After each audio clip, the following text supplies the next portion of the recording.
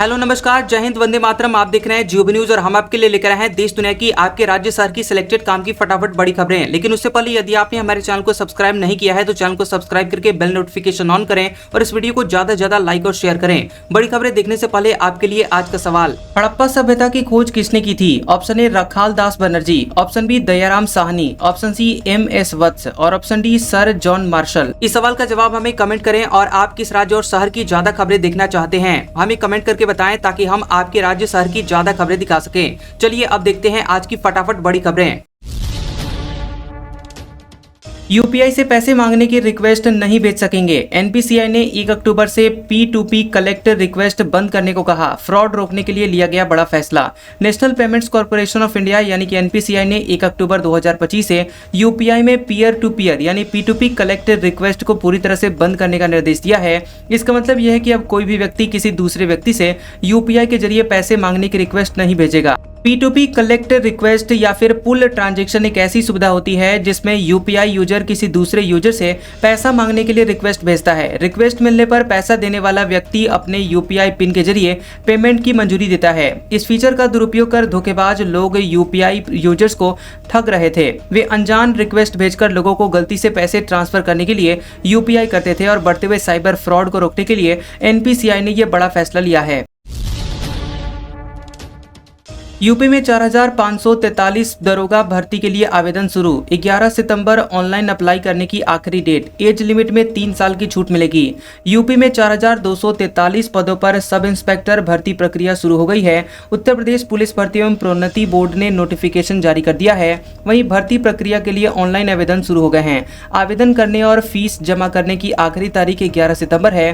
भर्ती बोर्ड के अध्यक्ष और DG SB सिरडकर के मुताबिक सब इंस्पेक्टर के कुल 4,534 पदों पर भर्ती होगी। इनमें आरक्षी नागरिक पुलिस के 4,242, प्लाटून कमांडर PAC के 135, प्लाटून कमांडर विशेष सुरक्षा बल के 60 और लखनऊ, बदायूं एवं गोरखपुर महिला PAC वाहिनियों के लिए 106 महिला प्लाटून कमांडर के पद शामिल हैं। CJI गवई बोले आवारा कुत्तों के मामले में दोबारा विचार करेंगे। सुप्रीम कोर्ट ने कहा था 8 हफ्तों में दिल्ली NCR के आवारा कुत्तों को शेल्टर होम भेजें। Chief justice of India CJI BR Gavai ने दिल्ली NCR की सड़कों से आवारा कुत्तों पर लगे हुए प्रतिबंध पर फिर से विचार करने का आश्वासन दिया है। CJI ने conference for human rights India की याचिका पर सुनवाई करते हुए टिप्पणी की है। NGO की सचिव ननीता शर्मा ने सुप्रीम कोर्ट में मामले में सुनवाई करने के लिए जल्द तारीख तय करने की मांग की थी। CJI ने जब मामले की सुनवाई पहले होने की बात कही तो याचिकाकर्ता ने 2024 में जस्टिस JK माहेश्वरी की बेंच के आदेश का हवाला दिया जिसमें कहा गया था कि कुत्तों की बेहिसाब हत्या नहीं हो सकती।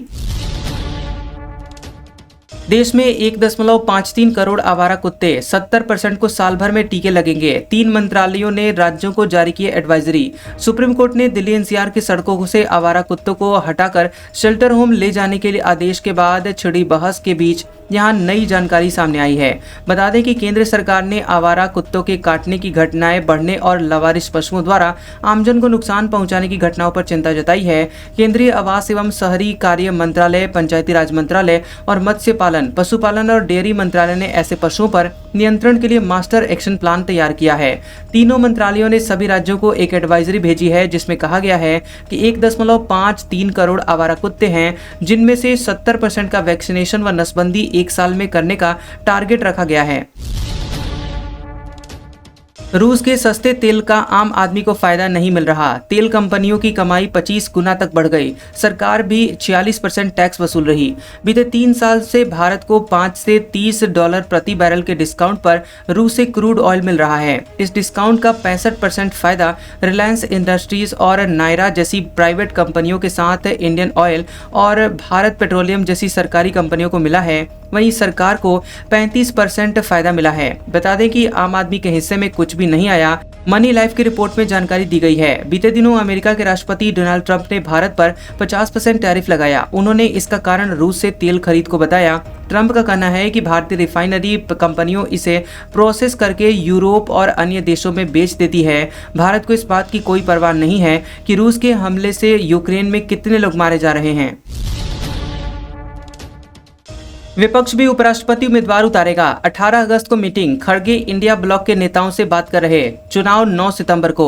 विपक्षी गठबंधन इंडिया के नेता उपराष्ट्रपति चुनाव के उम्मीदवार पर चर्चा के लिए 18 अगस्त को बैठक कर सकते हैं। राज्यसभा में विपक्ष के नेता और कांग्रेस अध्यक्ष मल्लिकार्जुन खड़गे इंडिया ब्लॉक के शीर्ष नेतृत्व के साथ बातचीत कर रहे हैं। उपराष्ट्रपति के चुनाव के लिए 9 सितंबर को वोटिंग होगी और उसी दिन मतगणना भी होगी। उपराष्ट्रपति पद के लिए नामांकन दाखिल करने की अंतिम तिथि 21 अगस्त है। 25 अगस्त तक उम्मीदवारी वापस ली जा सकती है। दरअसल जगदीप धनखड़ ने 21 जुलाई की रात अचानक देश के 14वें उपराष्ट्रपति के पद से इस्तीफा दे दिया था। 74 साल के धनखड़ का कार्यकाल 10 अगस्त 2027 तक था। 1 सितंबर से सिल्वर ज्वेलरी की हॉलमार्किंग लागू होगी। इससे नकली चांदी बेचने पर लगाम लग सकेगी। सोने के बाद अब सरकार सिल्वर ज्वेलरी की भी हॉलमार्किंग लागू करने की तैयारी कर रही है। 1 सितंबर से स्वैच्छिक तौर पर इसे लागू किया जाएगा। सोने की तरह ही ये 6 ग्रेड चांदी की ज्वेलरी पर लागू होगी। चांदी पर 6 डिजिट वाला HUID हॉलमार्किंग लागू होगी। हॉलमार्किंग से शुद्धता की गारंटी मिलती है और हॉलमार्क साबित करता है कि ज्वेलरी में दी गई चांदी कितनी शुद्ध है। इससे ग्राहक का भरोसा बढ़ता है और सरकार ने 1 अप्रैल 2024 से गोल्ड और उसके आभूषणों पर अनिवार्य रूप से हॉलमार्किंग लागू की है। मोदी अगले महीने अमेरिका जा सकते हैं। रिपोर्ट, UN महासभा की बैठक में हिस्सा लेंगे। टैरिफ विवाद के बीच ट्रंप से मिल सकते हैं। प्रधानमंत्री नरेंद्र मोदी अगले महीने अमेरिका के दौरे पर जा सकते हैं। वे संयुक्त राष्ट्र महासभा यानी UNGA की सालाना बैठक में हिस्सा ले सकते हैं। इंडियन एक्सप्रेस की रिपोर्ट के मुताबिक मोदी का ये दौरा सितंबर के आखिरी हफ्ते में हो सकता है।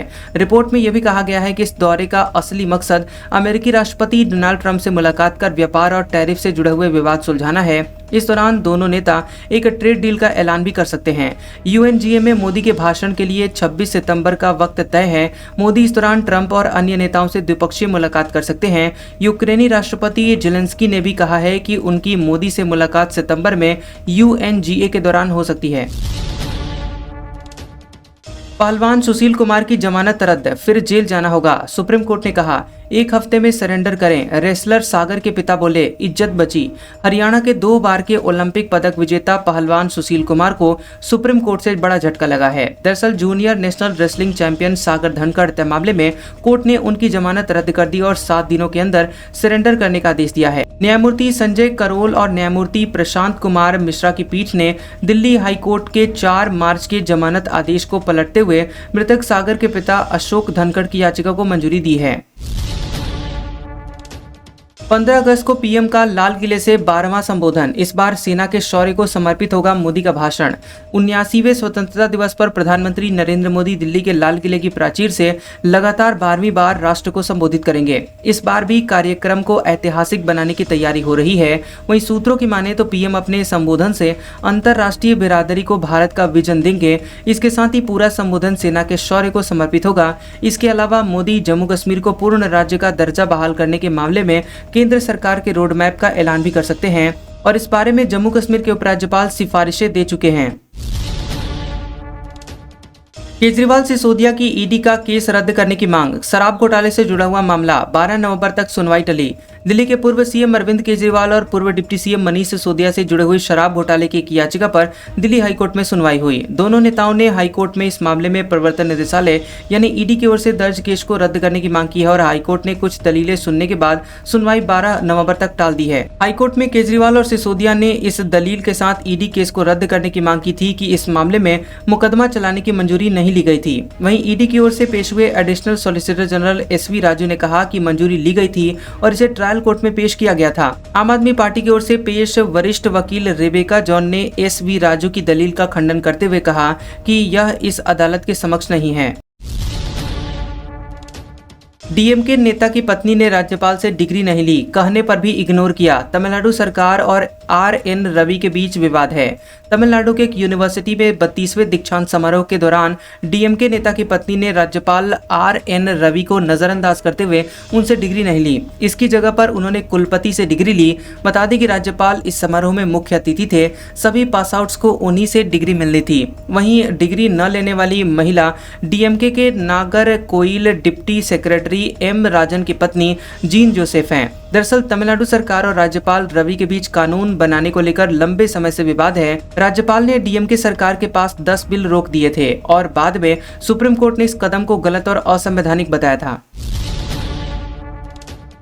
स्वतंत्रता दिवस पर मीट की दुकानें बैन करने पर विवाद। ओवैसी ने कहा इसका नॉनवेज से क्या रिश्ता। वहीं आदित्य ठाकरे बोले हम नवरात्रि में भी नॉनवेज खाते हैं। बता दें कि महाराष्ट्र के बाद अब तेलंगाना में भी 15 अगस्त स्वतंत्रता दिवस पर मीट की दुकानें और बूचड़ खाने बंद रखने के आदेश पर विवाद बढ़ गया है। पिछले 3 दिन में ओल्ड हैदराबाद सिटी की नगर निगम के अलावा ठाणे जिले के कल्याण, डोंबिवली महानगर पालिका, छत्रपति शिवाजी नगर पालिका प्रशासन ऐसे आदेश दिए हैं। मीट बैन के फैसले पर शिवसेना यूबीटी के विधायक आदित्य ठाकरे ने नाराजगी जताई। मीडिया के सवालों का जवाब देते हुए उन्होंने कहा कि यह धर्म का मामला नहीं है और न ही यह राष्ट्रीय हित का मामला है। वहीं आदित्य ठाकरे ने कहा कि हमारे घर में यहां तक कि नवरात्रि पर भी हमारे प्रसाद में मछली होती है। यह हमारी परंपरा है, यह हमारा हिंदुत्व है। भाजपा का दावा, सोनिया भारतीय नागरिक बनने से पहले वोटर बनी। अनुराग ठाकुर बोले रायबरेली में एक पते पर 47 वोटर्स, राहुल को ये कभी नहीं दिखे। बता दें कि कांग्रेस सांसद राहुल गांधी के वोटर लिस्ट में गड़बड़ी के आरोपों के बीच यहां भाजपा की आईटी सेल के हेड अमित मालवीय ने दावा किया कि सोनिया गांधी का नाम भारत की वोटर लिस्ट में 2 बार तब शामिल हुआ जब वह भारतीय नागरिक भी नहीं थी। वहीं बीजेपी सांसद अनुराग ठाकुर ने प्रेस कॉन्फ्रेंस कर कहा कि रायबरेली में एक ही घर पर 47 वोटर्स कैसे रजिस्टर हो गए। राहुल गांधी और सोनिया गांधी को कभी ये नाम नहीं दिखे। उन्होंने कहा कि राहुल 2 बार चुनाव लड़े, प्रियंका 1 बार चुनाव लड़ी। मैं उनसे पूछना चाहता हूं कि वायनाड में कैसे नए वोटर्स की एडिशन हुई। आपने तो 3 बार वोट ले लिया, क्या आपने यह कभी नहीं देखा? ये कैसे हो गया? यूपी में सीएजी रिपोर्ट में बड़े खुलासे, कचरा निपटान से लेकर सड़क निर्माण तक में गड़बड़ियां, सरकार को करोड़ों की चपत लगी। यूपी में शासन से लेकर जिला स्तर तक विभागों ने ठोस कचरा प्रबंधन से लेकर सड़कों के निर्माण तक में गंभीर वित्तीय अनियमितताएं और नियम कायदों में अनदेखी की है। बजट पास होने के बाद भी उसे जारी करने में देरी से सरकार को करोड़ों रुपए की चपत लगी। आम जनता को स्वच्छ भारत मिशन का पूरा फायदा नहीं मिला। किसानों को सरयू नहर परियोजना से सिंचाई का पूरा फायदा नहीं हुआ। भारत के नियंत्रक एवं महालेखा परीक्षक सीएजी की वित्तीय वर्ष 2016-17 से 2021-22 तक की रिपोर्ट में योगी सरकार 1.0 के कार्यकाल के कई बड़े खुलासे सामने आए हैं। मोनार्ड यूनिवर्सिटी में पीएचडी पर 5 साल की रोक, यूजीसी का बड़ा एक्शन, नियमों के उल्लंघन पर कार्रवाई, छात्रों को दाखिले से बचने की सलाह। बता दें कि हापुड़ स्थित मोनार्ड विश्वविद्यालय के पीएचडी प्रोग्राम पर यूजीसी ने रोक लगा दी है। यह रोक 2025-26 से 2029-30 तक लागू रहेगी। यूजीसी ने यह कदम शैक्षणिक अनियमितताओं की शिकायतों के बाद उठाया है। यूजीसी के सचिव प्रोफेसर मनीष जोशी के मुताबिक विश्वविद्यालय पीएचडी विनियामकों और शैक्षणिक मानदंडों का पालन नहीं कर रहा था। इस मामले में यूजीसी ने एक स्थायी समिति गठित की थी और जांच की मांग की थी। बता दें कि समिति की जांच में विश्वविद्यालय द्वारा नियमों का उल्लंघन पाया गया। वोट अधिकार यात्रा का पूरा रूट शेड्यूल, रोहतास से शुरुआत। 16 दिन में 25 जिलों को कवर करेंगे राहुल गांधी। 3 दिन का ब्रेक रहेगा। बता दें कि 17 अगस्त से महागठबंधन की वोट अधिकार यात्रा शुरू होने वाली है।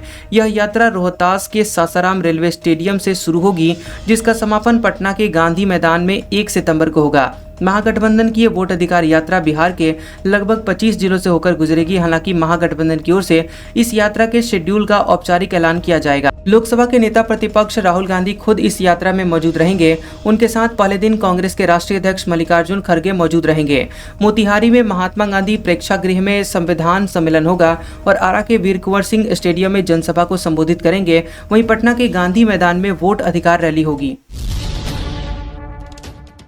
Bihar voter verification, supreme court बोला प्रक्रिया वोटर फ्रेंडली। 11 में से कोई एक डॉक्यूमेंट मांगा।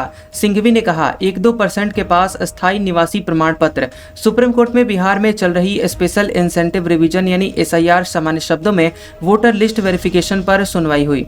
कोर्ट ने कहा कि चुनाव आयोग ने 11 में से कोई एक डॉक्यूमेंट मांगा। शीर्ष कोर्ट ने यह भी कहा कि एसआईआर में 11 दस्तावेज मांगे गए हैं, जबकि राज्य में पहले किए गए छोटे से वोटर रिवीजन में 7 डॉक्यूमेंट्स मांगे गए थे। याचिकाकर्ताओं के इस तर्क के बावजूद कि आधार को स्वीकार न करना लिस्ट से बाहर करने जैसा रवैया था, लेकिन इसमें दस्तावेजों की बड़ी संख्या 11 का मकसद लोगों को लिस्ट में रखना है। याचिकाकर्ताओं की तरफ से अभिषेक मनु सिंघवी ने मांगे गए दस्तावेजों की संख्या से असहमति जताई। उन्होंने कहा कि बिहार में 1-2% लोगों के पास स्थायी निवास प्रमाण पत्र होगा। अगर राज्य में जनसंख्या के आधार पर डॉक्यूमेंट्स की उपलब्धता की बात करें तो ये काफी कम है।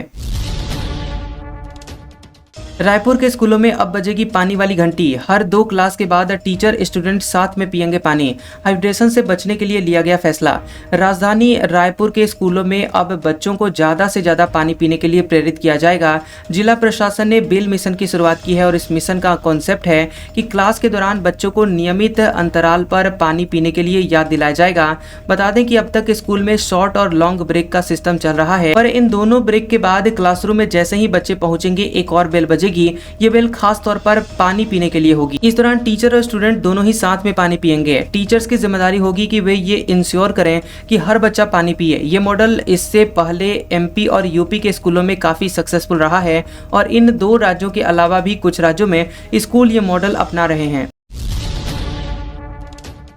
मंत्री विजय शाह मामले में स्टेटस रिपोर्ट पेश करेगी एसआईटी। सुप्रीम कोर्ट में 18 अगस्त को सुनवाई। कर्नल सोफिया को आतंकवादियों की बहन बताया था। कर्नल सोफिया कुरैशी को आतंकवादियों की बहन बताए जाने के मामले में इंदौर एमपीएमएलए कोर्ट में एसआईटी स्टेटस रिपोर्ट पेश करेगी और पिछले महीने 28 जुलाई को सुप्रीम कोर्ट ने सुनवाई के दौरान एसआईटी से 13 अगस्त तक इस केस की जाँच रिपोर्ट पेश करने के लिए कहा था। मामले को लेकर सुप्रीम कोर्ट 18 अगस्त को सुनवाई करेगा। एसआईटी की स्टेटस रिपोर्ट पेश होगी और पिछले सुनवाई के दौरान सुप्रीम कोर्ट ने मंत्री विजय शाह की माफी पर भी तल्ख टिप्पणी की थी। सुप्रीम कोर्ट में बीते 28 जुलाई को जस्टिस सूर्यकांत और जॉय माल्या बागची की बेंच ने शाह के मामले में सुनवाई की थी। रेल मदद ऐप से यात्रियों को मिल रही हेल्प। 2185 शिकायतों का 21 मिनट में समाधान। मेडिकल इमरजेंसी, सुरक्षा समेत कई सुविधाएं मिल रही हैं। बता दें कि भारतीय रेलवे ने यात्रियों की शिकायतों और उनकी जरूरतों को पूरा करने के लिए रेल मदद नाम से एक एकीकृत शिकायत निवारण तंत्र की शुरुआत की है। ये एक डिजिटल प्लेटफॉर्म है जो कि यात्रियों को अपनी शिकायतें दर्ज करने और उनकी स्थिति को लाइव ट्रैक करने के लिए सुविधा देता है, जिससे पारदर्शिता, सरलता और समयबद्ध सेवा सुनिश्चित होती है।